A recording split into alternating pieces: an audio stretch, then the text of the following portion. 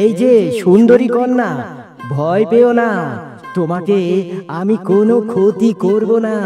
তুমি শুধু আমার কথা শুনে চলবে, এতেই তোমার মঙ্গল হবে। তোমাকে তোমাকে কেউ কোনো ক্ষতি করতে পারবে না। আমাকে ছেড়ে দাও, আমাকে বাড়িতে যেতে দাও। আমি বাড়ি যেতে চাই। আমার কোনো ক্ষতি করো না তুমি।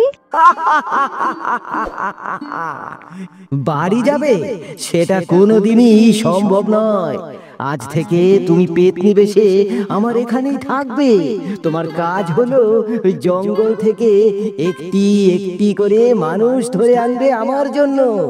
আমি ওদের আস্ত খেয়ে ফেলবো। আর যদি এভাবে 1000টি মানুষ এনে আমাকে দিতে পারো, তাহলে তুমিও সেদিন মুক্তি পাবে আমার হাত থেকে। নইলে কোনো মুক্তি নেই। এরপর রাক্ষস মেয়েটিকে পেতনি বানিয়ে দিল। এত সকাল সকাল কোথায় চললে? কোথায় আবার? আমার কুঠারটা দাও। আজ উত্তরের জঙ্গলে যাব। শুনেছি ওখানে নাকি বড় বড় সব গাছ এবং শুকনো কাঠ পাওয়া যায়। না না, তোমার ওইখানে যাওয়া দরকার নেই। ওইখানে অনেক বাঘ ভাল্লুক থাকে। তোমার ওইখানে যাওয়া দরকার নেই। আমার কথাটা একটু শোনো। এসব বানানো কথা। তাছাড়া নিজের পেট যখন ভরাতে পারছি না, সেখানে না হয় অন্যের পেট ভরিয়ে আসবো। কি বলো গিন্নি? এসব অলক্ষণে কথা বলবে না। এসব শুনতে আমার ভালো লাগে না। বেশ, বলবো না। এবার কুঠারটা দাও দেখি। আমার দেরি হয়ে যাচ্ছে। কি আর বলবো গিন্নি, এখন গ্রামে তেমন কাটার মতো কোনো গাছই দেখা যায় না। শুধু ঘর আর বাড়ি, ঘর আর বাড়ি। উত্তরের জঙ্গলে কাঠ পেলে কিছু পয়সার জোগাড় হবে। যাও, কুঠারটা নিয়ে আসো গিন্নি। এই বলে মালতী কোঠারটি এনে দিল।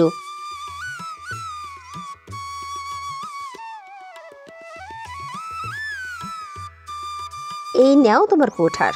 আমার কথা শুনলে না তো, পরে আমাকে কোনো দোষ দিতে এসো না। আর তাড়াতাড়ি বাড়িতে ফিরবে কিন্তু। আচ্ছা বেশ, তাই হবে। তুমি চিন্তা করো না গিন্নি, এবার আমি আসি। এই বলে কাঠুরিয়া জঙ্গলের উদ্দেশ্যে চলতে লাগলো। এরপর কাঠুরে বনের উদ্দেশ্যে চলতে লাগলো। এ তো দেখছি অনেক বড় জঙ্গল। দিনের বেলাও গা যেন কেমন ছমছম করছে। কিন্তু সে যাই হোক, এখানে বড় বড় গাছ আছে। কেটে নিয়ে গেলে ভালো পয়সা পাওয়া যাবে না। ওই তো একটা বড় গাছ, ওটা কাটতে পারলে আজকের মতো কাজ হয়ে যাবে। কে কে ওখানে? আজকে আবার জঙ্গলে কে এসেছে? আর এই জঙ্গলে গাছ কেন কাটছে? কাজের সময় আবার এই বুড়িটা কোথা থেকে এলো? যত সব ঝামেলা। কি হলো? কথা বলছো না যে? তুমি কি কালা নাকি? কথা বলতে পারো না? আমি এক গরিব কাঠুরে বুড়িমা। কাঠ নিতে এই জঙ্গলে এসেছি। কিন্তু আপনি এই জঙ্গলে একা একা কি করছেন? আমার বাড়ি এই জঙ্গলে। এখানে আমি একাই থাকি। কিন্তু দুঃখের কথা হলো আমি চোখে দেখতে পাই না।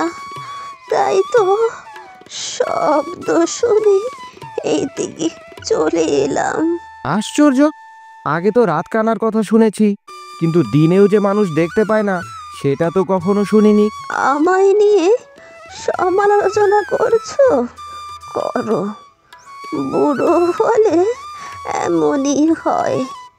সেটা সেটা তুমি বুঝবে কি করে? তোমার তো অল্প বয়স। যাক বাবা, হাতরে হাতরে নিজের বাড়িতে ফিরে যাই। না না বুড়িমা, আমাকে ভুল বুঝবেন না। চলুন, আপনাকে আপনার বাড়িতে এগিয়ে দিয়ে আসি। তারপর না হয় এসে কাঠ কাটবো। সত্যি বলছো বাবা? তুমি আমায় আমার বাড়িতে নিয়ে যাবে? তাহলে তো এই অসহায়ের অনেক উপকার হয়। চলো বাবা, একটু ভেতরেই আমার কুঁড়ে ঘর। এই জঙ্গলে একটি কুঁড়ে ঘর, তোমার খুঁজতে বেশি কষ্ট হবে না। তাহলে চলো আমাকে নিয়ে। আচ্ছা চলুন বুড়িমা, আপনাকে নিয়ে যাচ্ছি। এরপর কাঠুরে বুড়িমাকে নিয়ে তার কুঁড়ে ঘরের দিকে চলতে লাগলো। এভাবে অনেকটা পথ হাঁটতে লাগলো। আপনার কুড়ি ঘরটা কোথায় বুড়িমা? অনেকটা পথ তো হেঁটে আসলাম, তাও যে পথ ফুরাচ্ছে না।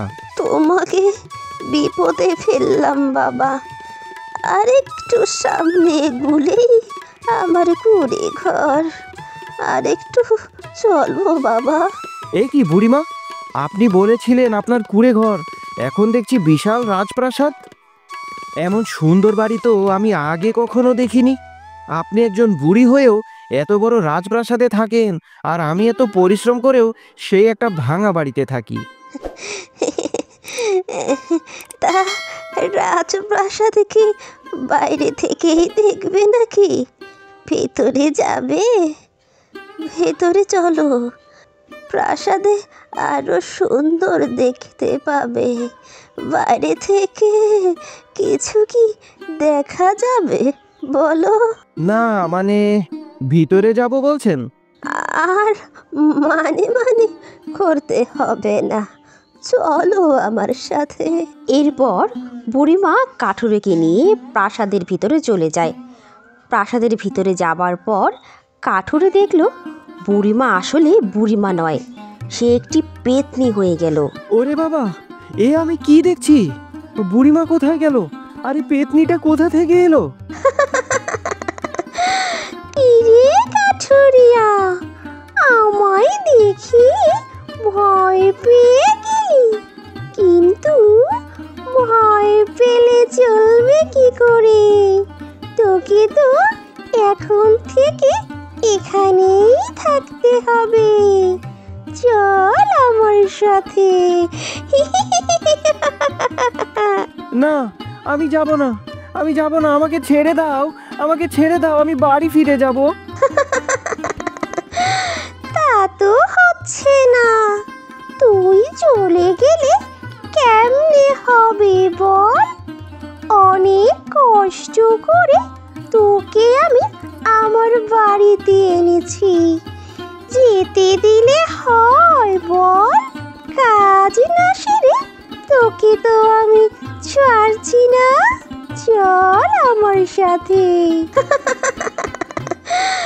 এরপর শাকচুন্নি কাঠুরেকে একটি জায়গায় বন্দি করে রাখলো। তুই থাক এখানে বন্দি হয়ে, এবার থেকে এই কারাগারই তোর ঘর। এখান থেকে কেউ তোকে মুক্ত করতে পারবে না। ছেড়ে দাও, আমায় ছেড়ে দাও।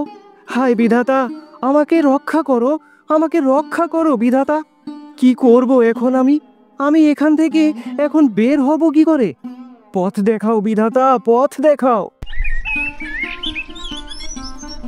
লোকটা তো এখনো বাড়িতে ফিরল না। এতটা সময় চলে গেল তাও বাড়িতে আসলো না।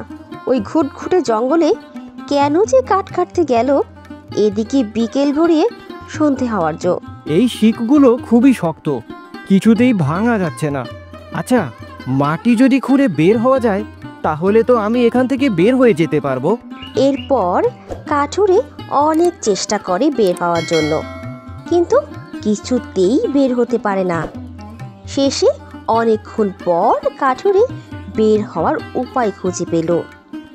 এরপর চলতে লাগলো প্রাসাদের বাইরের দিকে, কিন্তু কাঠুরিয়া কিছুতেই বাইরের পথ খুঁজে পেল না। কাঠুরিয়া চলতে চলতে শেষে একটি গুহায় পৌঁছে গেল। সে গিয়ে দেখল অনেকগুলো মানুষের কঙ্কাল পড়ে আছে। সে এসব দেখে আরো ভয় পেয়ে গেল। ওরে বাবা রে, এসব কি? এসব তো মনে হচ্ছে মানুষের কঙ্কাল। এর মানে ওই ডাইনি এসব মানুষকে মেরেছে। এবার আমার কি হবে? এরপর ওখানে একটা পরী চলে আসলো। কাঠুরে পরীকে দেখে আরো ভয় পেতে লাগলো। কে ওখানে? এতকাল পর কে এলো এই মরার গুহায়? তোমার কি প্রাণীর মায়া নেই? এই গুহায় যারা আসে তাদের বাঁচার আর কোনো উপায় থাকে না। ওরে বাবা রে, এখন আবার এটা কে কথা বলছে? ওই ডাইনিটা আবার এলো না তো? ওর হাত থেকে পালাতে গিয়ে আবার ধরা পড়ে গেলাম না তো? হে বিধাতা, আমাকে রক্ষা করো বিধাতা, আমাকে রক্ষা করো। ভয় পেও না কাছুরে, আমি এক জাদুকরি পড়ি। আমি এই গুহায় থাকি। আমাকে দেখে ভয় পাওয়ার কিছু নেই কাঠুরে। আমি কারো ক্ষতি করি না।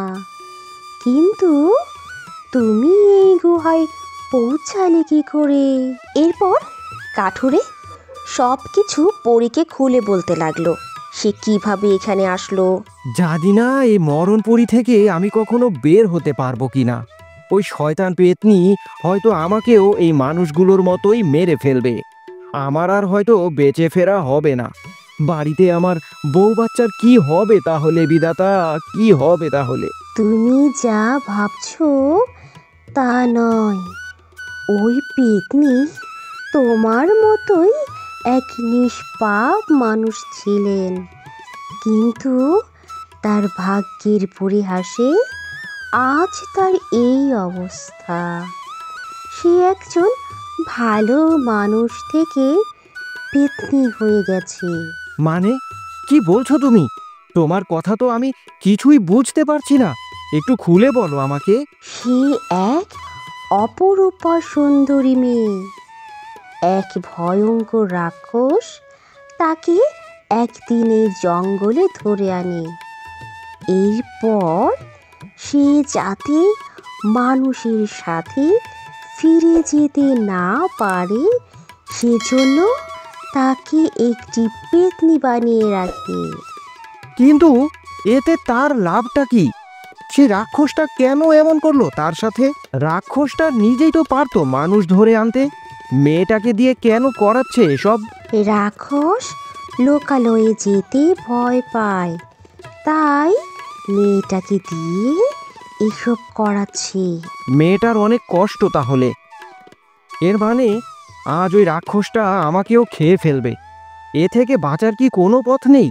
কোনো পথ থাকলে আমাকে দয়া করে তুমি বলো। হ্যাঁ কাঠুরিয়া, তুমি ঠিকই বলেছ।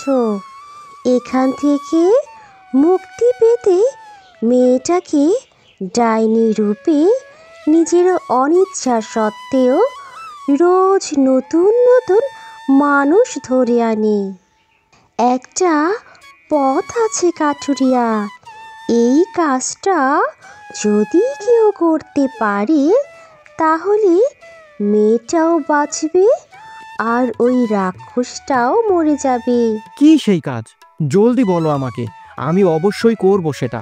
এসো আমার সাথে, তাহলে আমি সব বলছি তোমাকে। এরপর কাঠুরিয়াকে নিয়ে পরী গুহার ভিতরে চলতে লাগলো। কি ভয়ঙ্কর এই গুহা! এই যে পাখিটা দেখছো, এই পাখিটার মধ্যে ওই রাক্ষসের প্রাণ।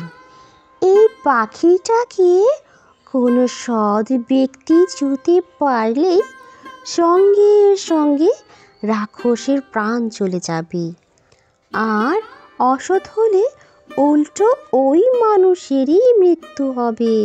এটা তো অনেক বিপজ্জনক কাজ, কিন্তু আমি তারপরেও করব। প্রাণ তো এমনিতেও যাবে, তার থেকে ভালো হবে কিছু করে তারপরে মরা। এ জীবনে কখনো আমি কোনো অসৎ কাজ করিনি। পরী যখন এসব কথা বলছিল তখন সেখানে শয়তান রাক্ষস এবং পেতনি সেখানে চলে এলো। কে কে রে তুই? আমার গুহায় এসে আমারই প্রাণ পাখির উপর আঘাত করছিস? তোর এত বড় সাহস হলো কিভাবে? তোকে তোকে আজ আমি গিলেই খাবো, মানুষের বাচ্চা কোথাকার।